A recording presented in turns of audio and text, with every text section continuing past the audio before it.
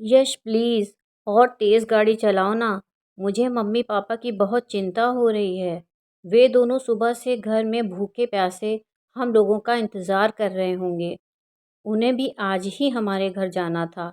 जिस दिन मैं कहीं जाती हूँ, तुम्हारे मम्मी पापा गांव से उसी दिन हमसे मिलने आते हैं। वैसे कभी नहीं आते हैं।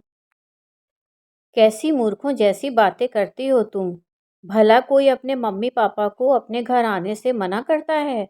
यदि मेरी जगह तुम होती और तुम्हारे मम्मी पापा तुमसे तुम्हारे घर मिलने आने को कहते, तो क्या तुम मना कर देती? यश की बातें सुनकर रीमा चुप हो गई थी।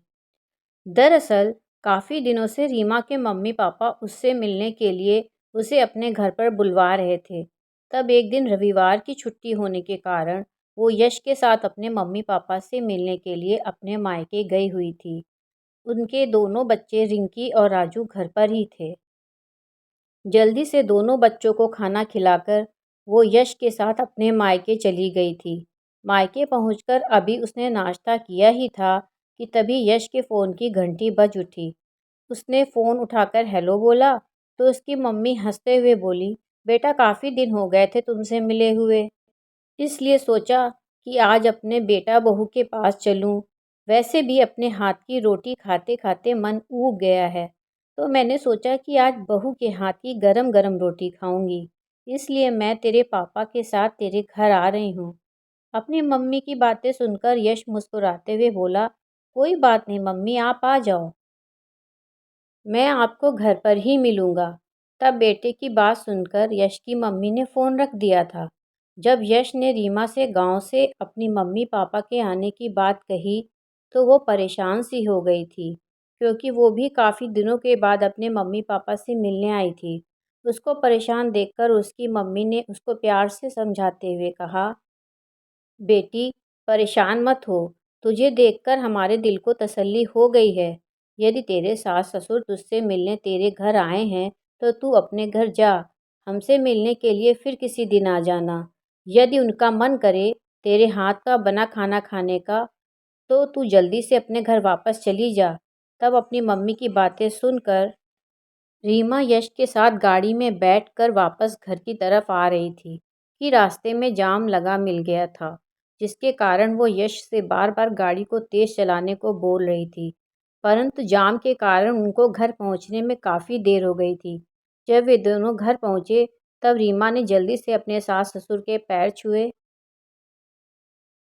फिर उनके लिए खाना बनाने के लिए रसोई में जाने लगी।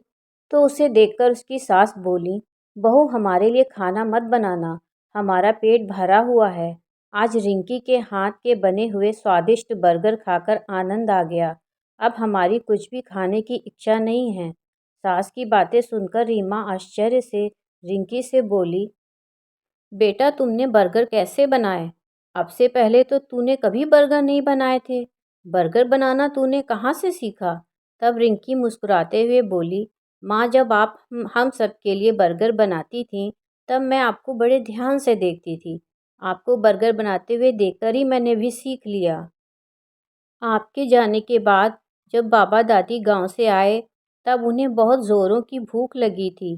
तो मैंने सोचा कि आप लोगों को तो आने में वक्त लगेगा, इसलिए क्यों ना आज मैं बाबा दादी को बर्गर बर्गर बना के खिला दूं।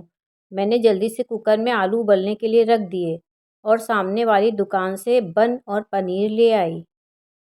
पत्ता गोभी घर में रखी हुई थी। मैंने जल्दी से सारा इकट्ठा करके बाबा दादी को गरम गरम बर्गर बनाकर खिलाए, तो उन्हें खाकर वे दोनों बेहद खुश हो गए और मुझे ढेरों आशीर्वाद दिए। रिंकी की बातें सुनकर रीमा की आंखों में आंसू आ गए थे। यह देखकर उसकी सास मुस्कुराते हुए बोली, जैसी माँ वैसी बेटी। जिसकी माँ सुघड़ होती है उसकी बेटी भी सुघड़ होती है। माँ को काम करते देख बेटी भी सब कुछ सीख लेती है। बहू तुम अब निश्चिंत होकर अपने मायके चली जाया करो।